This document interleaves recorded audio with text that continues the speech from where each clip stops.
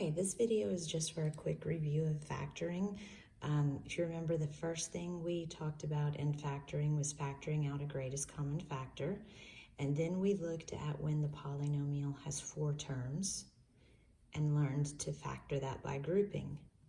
And then we looked at when the polynomial has 3 terms, it's called a trinomial. And if the leading coefficient was 1, how to factor it that way.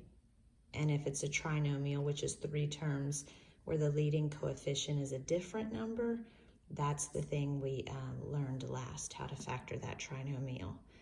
Okay, after this video, we'll learn what to look for when you only have 2 terms, which is a binomial. So, you need page 14. We're going to do a couple of problems from page 14. Okay, let's start with number 13.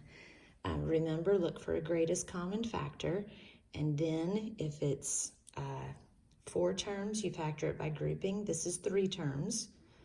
So after you take out the greatest common factor, if the leading coefficient is 1, then you just go ahead and put your parentheses and find the factor pair that adds to give you the middle term. So pause the video and try that.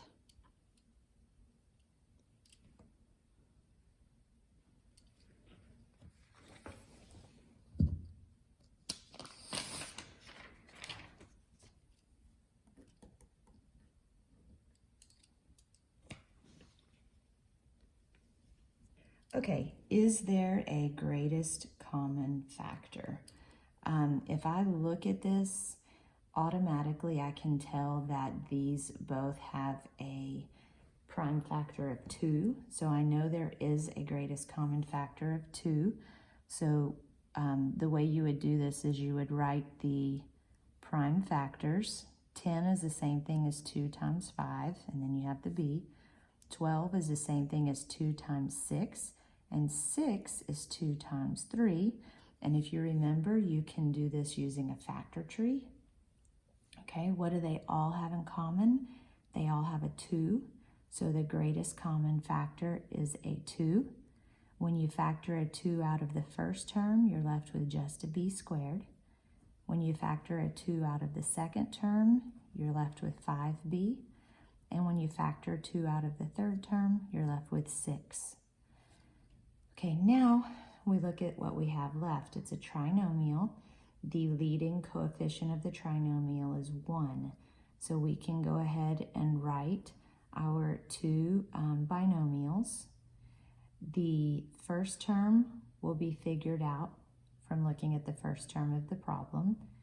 B times b is how we get b squared. You'll remember first outer inner last. When you multiply first terms of the factors, you get the first term of your answer. Okay, and then to figure out what goes in the last spot, first of all, we can look at the signs. Remember, if this is a plus, that means the signs of the factors are going to be the same and that they are both going to be positive. So we put a plus.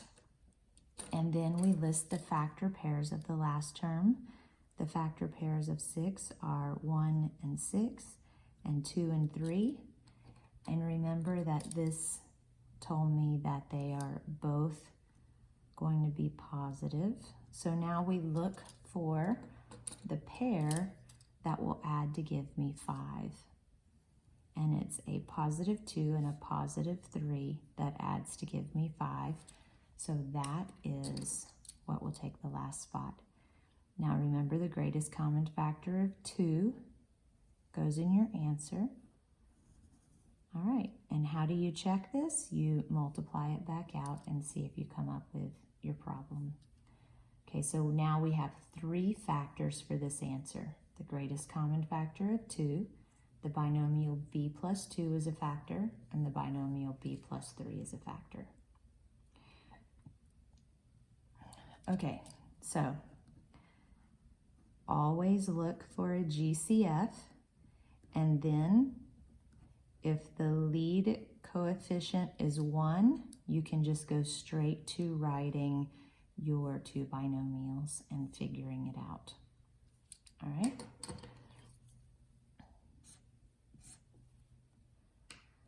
Okay, how about you try number 14?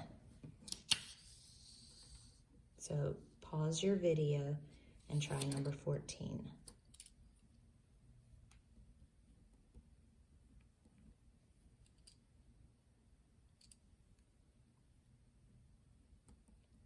All right, so we look at this. The first thing we check for is a greatest common factor.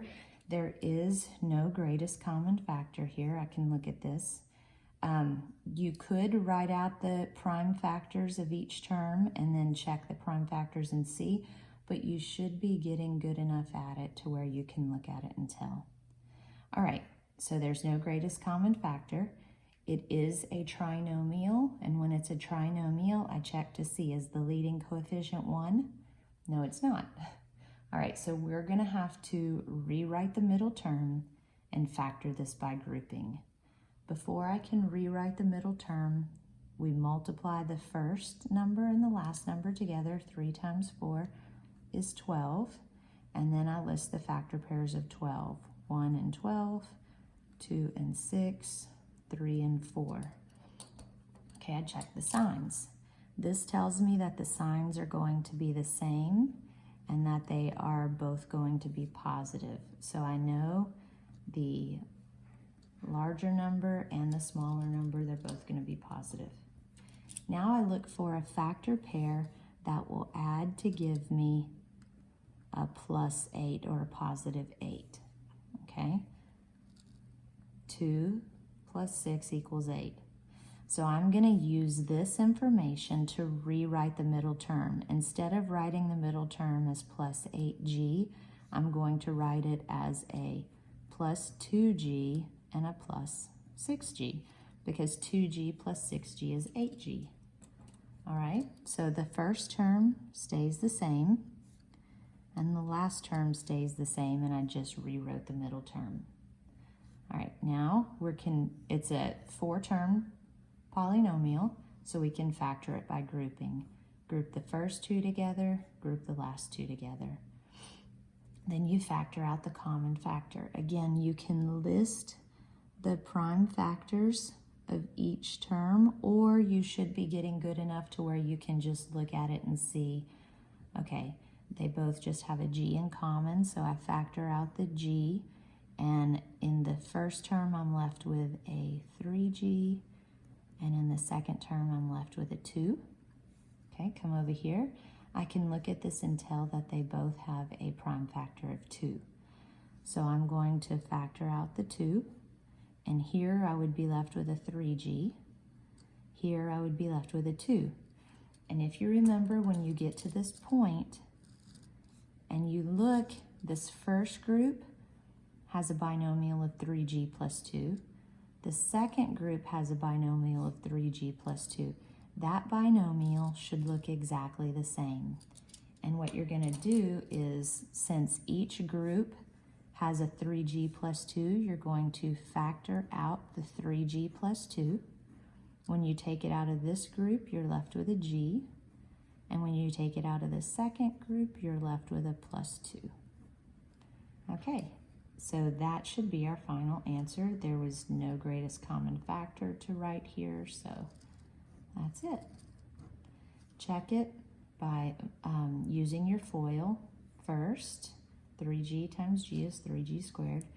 Outer is 6g and inner is 2g. 6g and 2g combine to give me 8g. And then the last term, 2 times 2 is 4. Okay, so that works. All right, if you wrote this and you switched the 6g and the 2g, you will still get this answer.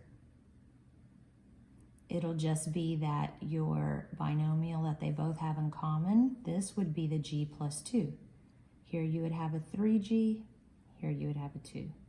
So you'll still get the same answer no matter what order you write these in.